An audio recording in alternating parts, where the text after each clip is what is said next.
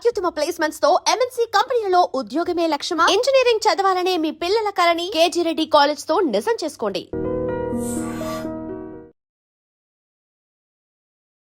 ఇప్పుడు కవితకి బెయిల్ రాలేదు. కవిత జైలుకు పోక ముందు నుంచి చెప్తూ వస్తున్నారు ఎవరెవరితో లోపాయకార ఒప్పందాలు ఉన్నాయి, తిహార్ జైల్లో ఏ బ్యారక్లో ఉంటారు, ఎంత నెంబర్లో ఉంటుంది, ఇవన్నీ చెప్పిన తర్వాత 5.5 నెలల తర్వాత బెయిల్ వచ్చి బయటికి వచ్చిన తర్వాత ఎవరి వల్ల కవిత వచ్చింది అనే మాట. సుప్రీంకోర్టు బెయిల్ ఇచ్చింది, బట్ కాంగ్రెస్ సహకరించిందా, బీజేపీ సహకరించిందా, నెక్స్ట్ బీఆర్ఎస్ ఎవరితో కలవబోతోంది అనేది. అంటే ఆమె బయటికి రావడం అనేది ఎవరు సహకరించాల్సిన అవసరం లేదు కదా. అది కోర్టులో గంటన్నర సేపు వాదనలు జరిగినాయి. వాళ్ళు చాలా తీవ్రంగా ప్రతిఘటించారు, ఈడీకి సంబంధించిన అడ్వకేట్ కూడా. అది సుప్రీంకోర్టు జడ్జెస్ ఇచ్చిన తీర్పు. అది దాన్ని అనుమానిస్తే అది కంటెంప్ట్ ఆఫ్ కోర్టు కిందికి వస్తుంది. ఎప్పుడు కూడా మనకు ఏమన్నా ఒక పర్టికులర్ జడ్జి మీద మనకు ఏదన్నా ఆయన నచ్చకపోయినా, ఆయన గురించి ఇష్టం లేకపోయినా మనం ఆయన ఇచ్చిన తీర్పును మాత్రం తప్పట్టకూడదు. కాబట్టి ఇప్పుడు ఎవరి వల్ల బయటకు వచ్చింది అని అంటే అది జడ్జెస్ని అవమానించడం, సుప్రీంకోర్టును అవమానించడం. ఇప్పుడు ఇద్దరు వ్యతిరేకించే వాళ్ళు ఎవరైతే ఉన్నారో, ఇప్పుడు కవితను తప్పడుతున్న వాళ్ళు కానీ, ఈ బెయిల్ వెనకాల ఏదో కుంభకోణం ఉందని అనుమానించే వాళ్ళు కానీ, రెండు ప్రభుత్వాలకు నాయకులు, ఒకరు రాష్ట్రంలో ఒకరు దేశంలో. వాళ్ళే సుప్రీంకోర్టు మీద వాళ్ళు నమ్మకపోతే, వాళ్ళకు నమ్మకాలు లేకపోతే ప్రజలకు ఎట్లుంటుంది నమ్మకం? కాబట్టి వాళ్ళ హోదాలు, వాళ్ళకున్న బాధ్యతలను మర్చి ఆ రకంగా మాట్లాడుతున్నారు. ఎక్స్ట్రీమ్గా కామెంట్ చేయాల్సి వస్తే నేను ఒక మాట అంటాను, వీళ్ళ తలల మెదడుందా, మోకాళ్ళల్లో మెదడుందా? ఇట్లా మాట్లాడే వాళ్ళు ఎవరన్నా కానివ్వండి, వాళ్ళు నా మిత్రులే, కానీ ఇట్లా మాట్లాడవచ్చా? ఒక సుప్రీంకోర్టు జడ్జి ఇచ్చిన బెయిల్ని ఏదో బీజేపీ మెహర్బానీతోని బయటకు వచ్చింది, వాళ్ళతో కుమ్మక్కైలు కాబట్టి బెయిల్ వచ్చింది అని మాట్లాడితే న్యాయ వ్యవస్థ మీద వీళ్ళ గౌరవం ఉన్నట్ట? రాజ్యాంగం మీద ప్రమాణం చేసి పదవులు చేపట్టారు కదా, వాళ్ళకి ఏమాత్రం గౌరవం ఉందా రాజ్యాంగం మీద? ఇట్లా మాట్లాడవచ్చా? కాబట్టి ఆ మాటలు ఎవరెవరైతే మాట్లాడిందో వాళ్ళు వెనక్కి తీసుకోవాలి, వాళ్ళు సుప్రీంకోర్టుకి క్షమాపణలు చెప్పాలి. అట్లా మాట్లాడడం కరెక్ట్ కాదు. అటువంటి మాటలు అవి నిరాధారమైనవి, ఎవరు కూడా వాటిని నమ్మరు. ఇంకోటి, ఒకవేళ అట్లా మేనేజ్ చేసి బెయిల్ తెచ్చుకోదలుచుకుంటే అరెస్టే కాదు కదా. బీజేపీ వాళ్ళు సపోర్ట్ ఇచ్చారు కాబట్టి బెయిల్ వచ్చిందని కాంగ్రెస్ ఏదైతే అంటుందో వాళ్ళు అరెస్టే చేయరు కదా. ఒకవేళ అట్లా కుమ్మక్కైతే, కుమ్మక్కయ్యారని ఎప్పటి నుంచి చెప్తున్నారు? దాదాపుగా అసెంబ్లీ ఎలక్షన్స్ కంటే 3 నెలల ముందు నుంచి చెప్తున్నారు. ఎందుకంటే ముస్లింలను బీఆర్ఎస్కు దూరం చేయడం కోసం బీజేపీ బీఆర్ఎస్ ఒకటి అని చెప్పి, ఇట్లా ఒక్కటి కాబట్టే కవితను అరెస్ట్ చేయలేదని అప్పుడు చెప్పారు. మరి ఒక్కటి అయినని ఇప్పుడు చెప్తున్నారు కదా, అప్పుడు కూడా చెప్పారు కదా. మరి కవితను ఎందుకు అరెస్ట్ చేశారు ఒకటైతే? వాళ్ళు అన్నది అది నమ్మాలనా, ఇది నమ్మాలనా? బీజేపీతో అండర్స్టాండింగ్ ఉంటే కవిత అరెస్టే కాదు కదా, జైలుకే పోదు కదా. ఇప్పుడు అట్లా ఎవరైతే అండర్స్టాండింగ్లో ఉన్నారో వాళ్ళంతా స్వేచ్ఛగా తిరుగుతున్నారు కదా బయట. కాబట్టి ఇటువంటివన్నీ కూడా రాజకీయమైన వ్యాఖ్యలు, అవి నిరాధారమైనవి. అటువంటి వ్యాఖ్యలు చేయడం వల్ల వాళ్ళకున్న హుందాతనం తగ్గుతుంది. ఇప్పుడు కేసీఆర్ బీజేపీతో ఒక లోపాయకారి ఒప్పందాన్ని కుదుర్చుకున్నారు. అందువల్లే కనీసం మాకు ఓటు వేయకపోయినా పర్లేదు, మాకు ఓటు రాకపోయినా పడకపోయినా పర్లేదు, కాంగ్రెస్కి వెళ్లకుండా ఉండాలంటే బీజేపీకి ఓటు వేయండి అని ఇన్సైడ్గా చెప్పారు. కాబట్టే బీజేపీ వాళ్ళకి నెంబర్ ఎక్కువ వచ్చింది అండ్ కాంగ్రెస్కి ఈసారి తగ్గింది, లేకుంటే సమంగా ఉంది, ఎక్స్పెక్ట్ చేసిన దానికంటే కాంగ్రెస్కి తగ్గింది అనేది. అందులో భాగంగానే కంటిన్యూయేషన్ ఇప్పుడు కవిత బెయిల్ అనే వాదనలు, లేకపోతే కాంగ్రెస్ చేస్తున్న ఆరోపణలు ఎలా చూస్తారు మీరు? అంటే ఇప్పుడు బీజేపీ కనీసం 90 దాకా వస్తే కేసీఆర్ ఒకరు కుమ్మక్కైతే 10% యాడ్ చేస్తాడు. కానీ 90 దాకా బీజేపీని తీసుకొచ్చింది ఎవరు? రేవంత్ రెడ్డి కాదా? ఎన్నోసార్లు మాట్లాడుకున్నాం. క్యాండిడేట్ల పేర్లతో సహా చెప్పాను నేను.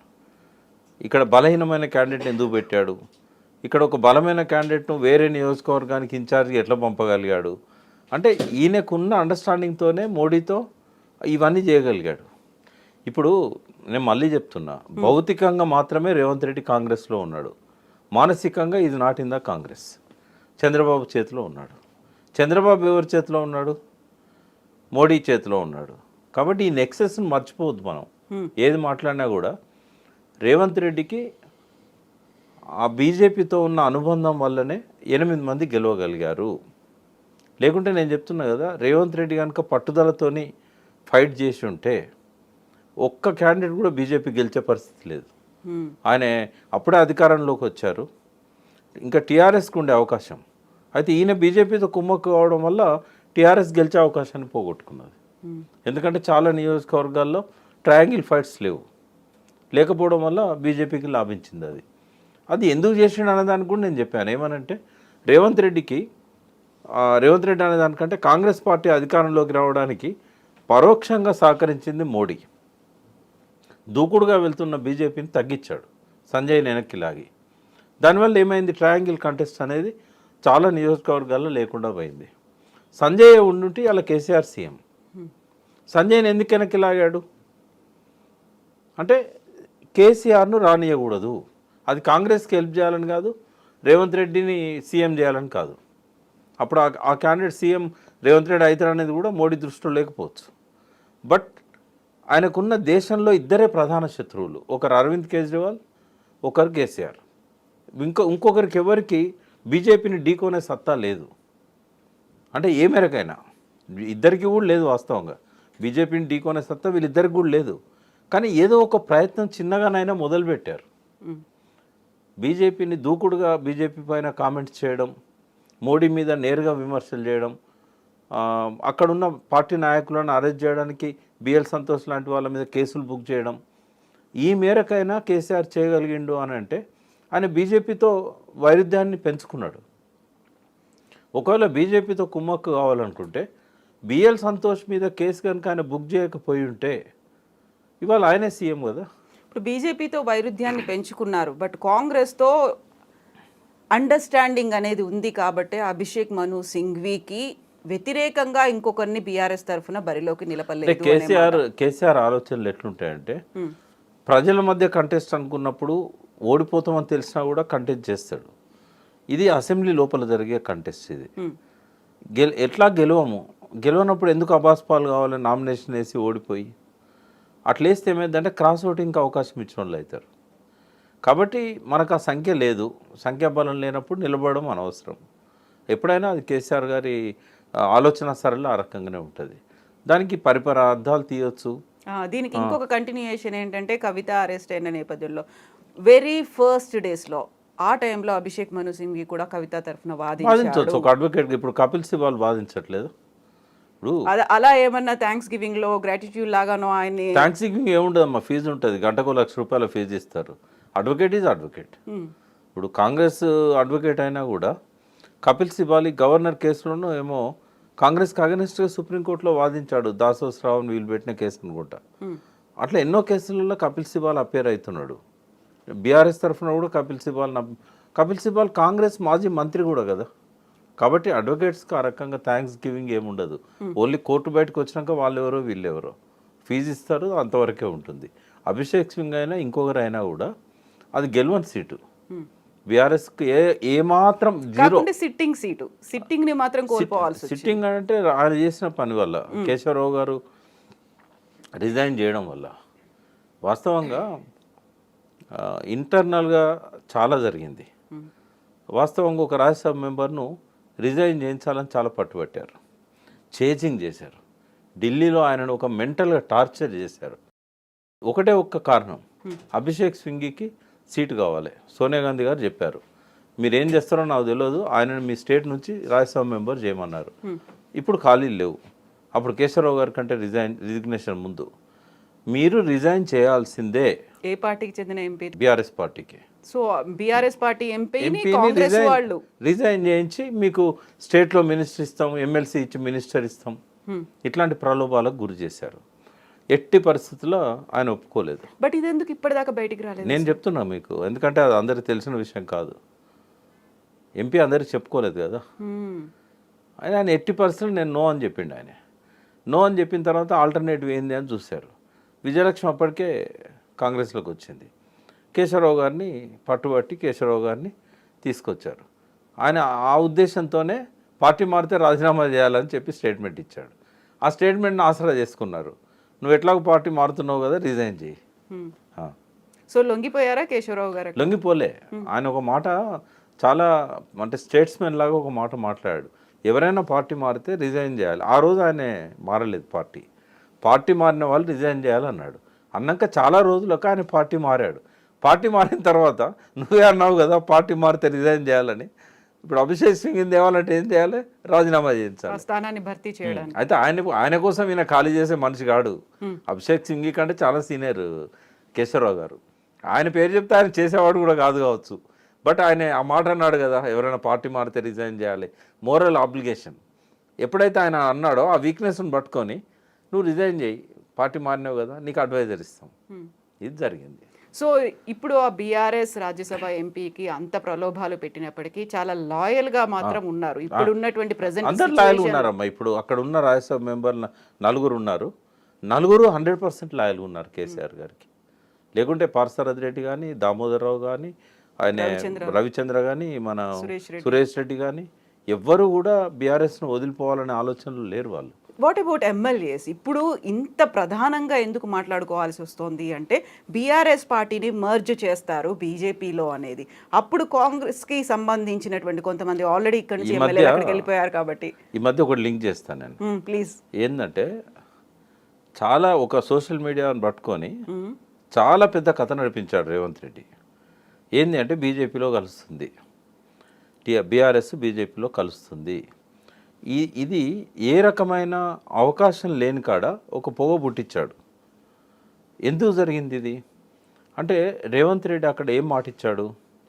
యాంటీ డిఫెక్షన్ లా తయారు చేసింది రాజీవ్ గాంధీ, దాన్ని ఖచ్చితంగా అమలు చేస్తా అన్నది రాహుల్ గాంధీ. మన స్టేట్ ఎలక్షన్స్లలో కూడా చెప్పాడు ఆయన. ఇప్పుడు ఆయన ప్రతిష్ట మస్కబారే పని రేవంత్ రెడ్డి చేశాడు.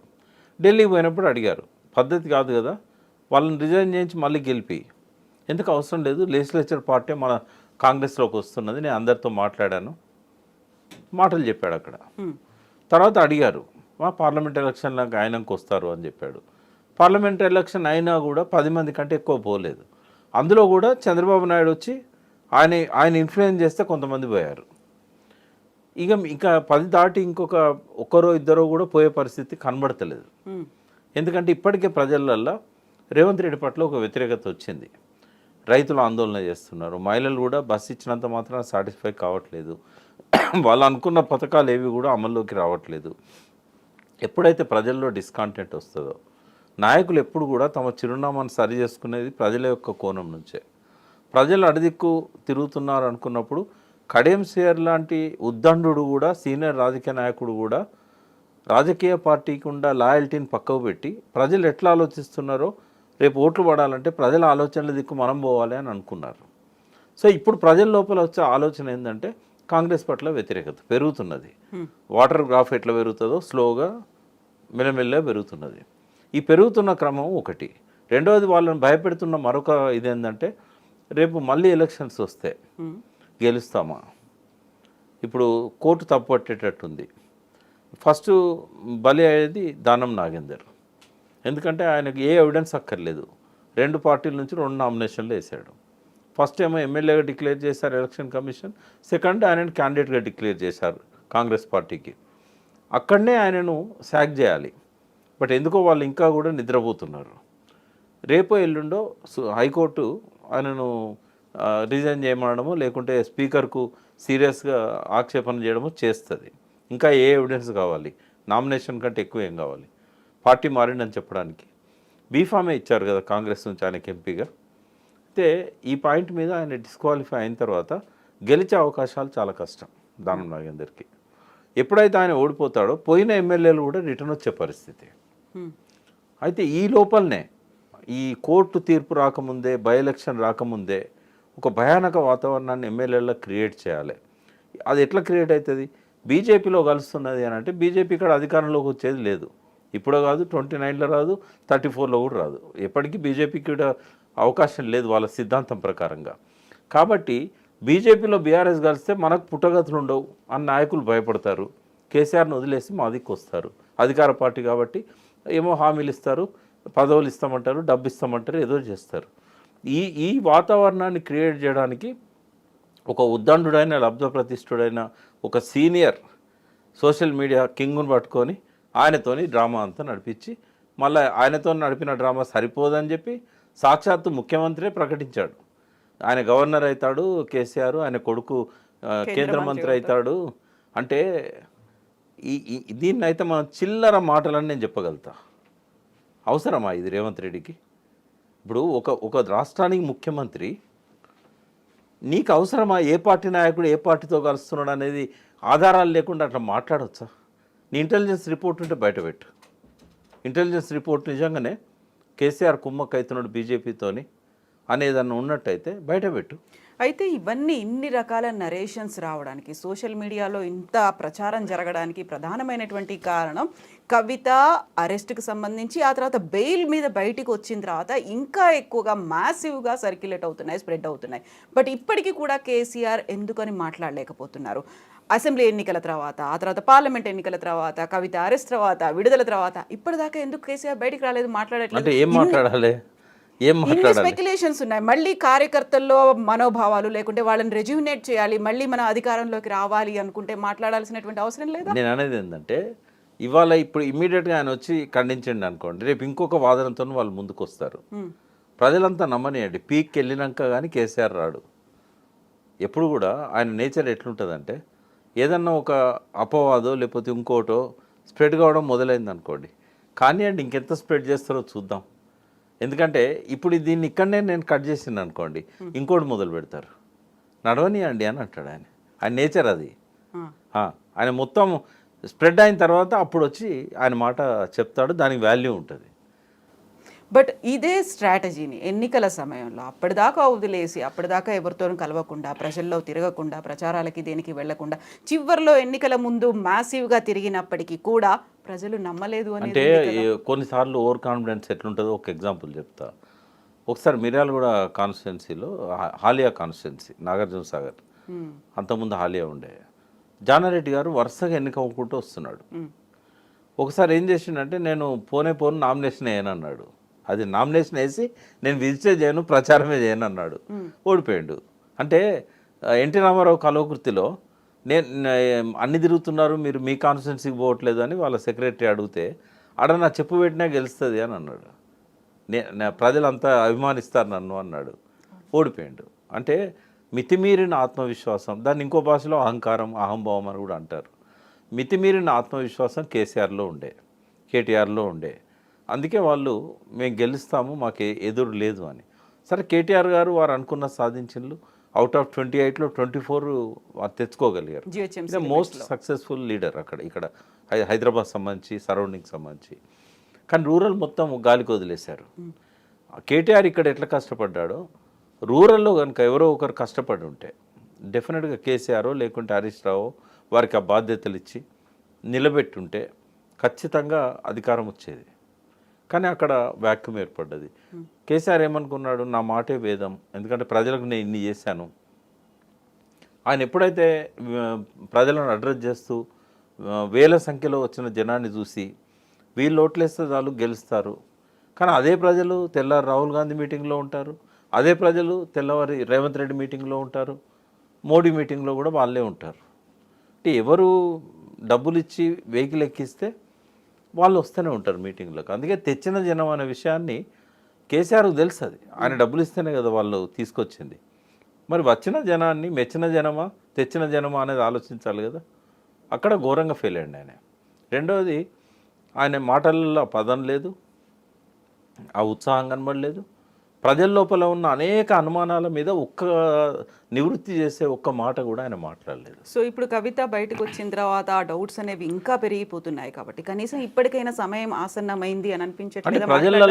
ప్రజలల్లో బీజేపీ బీఆర్ఎస్ ఒకటి అనేది ఎక్కడ కూడా నమ్మట్లేదమ్మా. ముస్లింలల్లో ప్రచారం చేశారు, ఇప్పుడు అక్కడ కూడా డౌట్స్ క్రియేట్ అయినాయి. ఒక్కటైతే కవిత ఎందుకు ఇంతకాలం జైల్లో ఉంటుంది?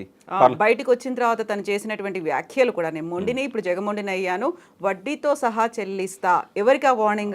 ఆమెను ఎవరైతే కష్టపెట్టినలో వాళ్ళకు వడ్డీతో సహా చెల్లిస్తా అన్నది అంటే బీజేపీ.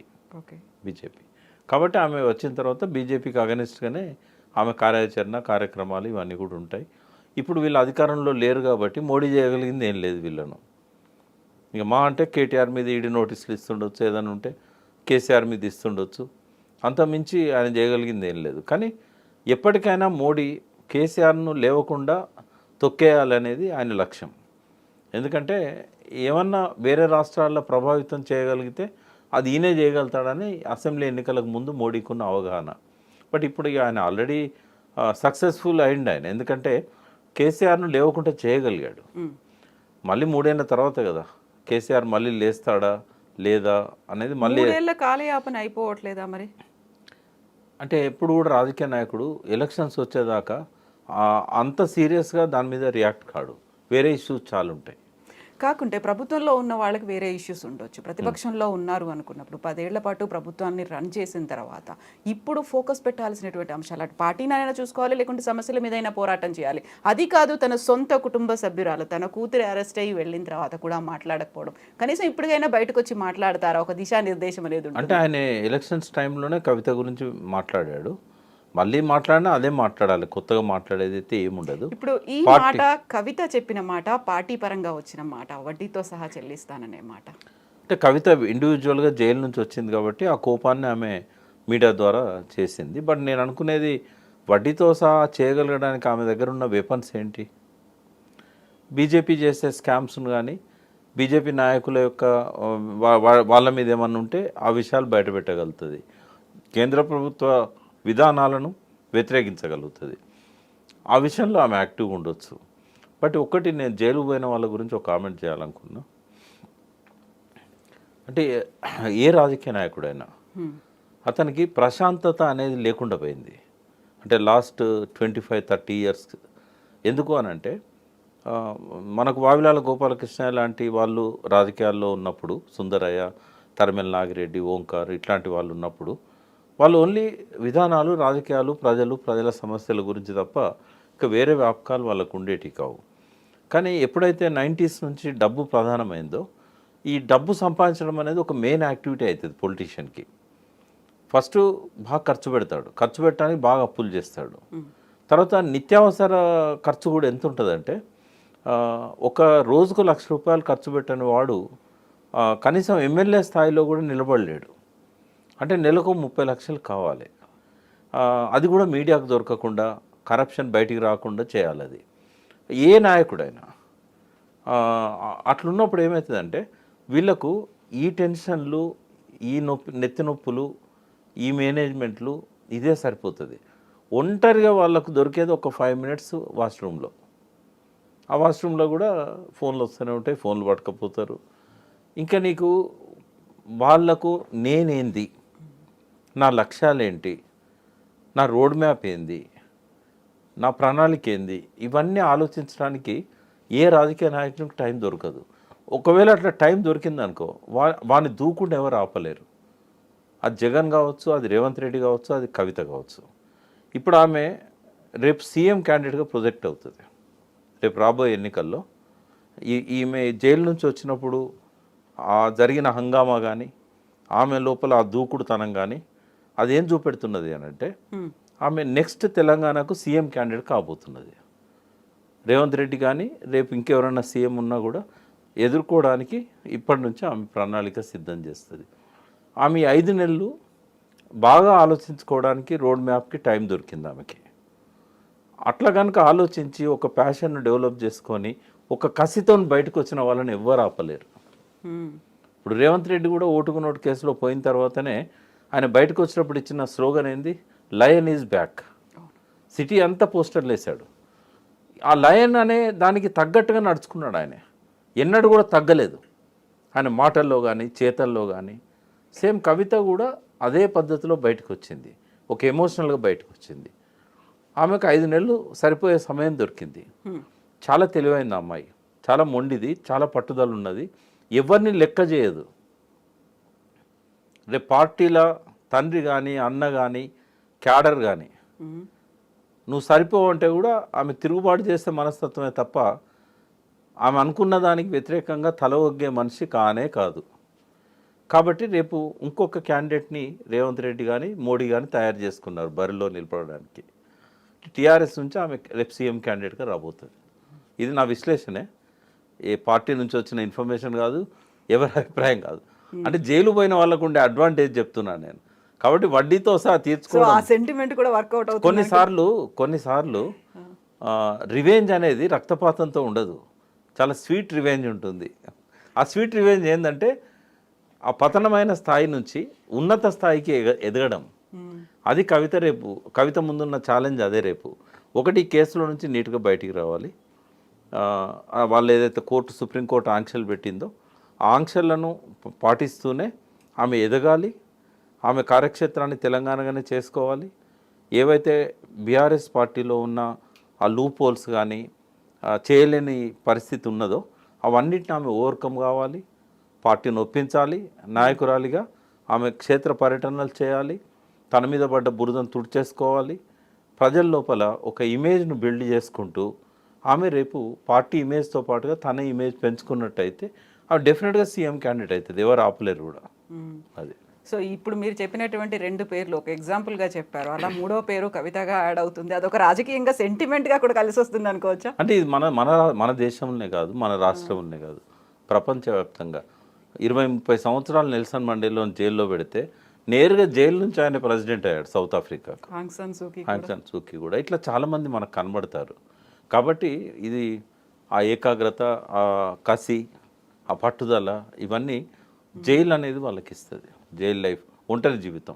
సో నెక్స్ట్ కవిత సీఎం క్యాండిడేట్, ఒక ప్రొజెక్టెడ్ క్యాండిడేట్ లాగా కాబోతోంది. దానికి తగ్గట్టుగా వ్యూహాలు, ఇలాంటి ప్రణాళికలు అన్నీ కూడా అది మనసులో పెట్టుకొని ఆమెను ముగ్గలోనే తుంచేయాలని దాంతో ఈ ఆరోపణలు స్టార్ట్ అయినాయి. అంటే ఇప్పటిదాకా పడ్డ బురద సరిపోదు కవిత మీద. ఈ సుప్రీంకోర్టులో బెయిల్ రావడం కూడా బీజేపీతో కుమ్మక్కు కావడమే అని అంటే ఆమెను మలినం చేయడం, ఆమె మీద బురద చల్లడం. కాబట్టి వాళ్ళు కూడా చాలా క్లెవర్ పొలిటీషియన్స్. మోకాళ్ళలో మెదడున్నదని నేను అన్నా కూడా ఆ రకంగానే ఆలోచించి వాళ్ళు ముందే ప్రిపేర్ అవుతున్నారు. జైలు నుంచి వస్తే ఏమైనా తట్టుకోవడం కష్టం. రేవంత్ రెడ్డికి ఆ అనుభవం ఉంది కాబట్టి ఆ ముందు నుంచి ఆ బాణాలన్నీ కూడా సంధిస్తున్నారు. ఎస్ అండి. Thank you so much Prakash గారు. Thank you.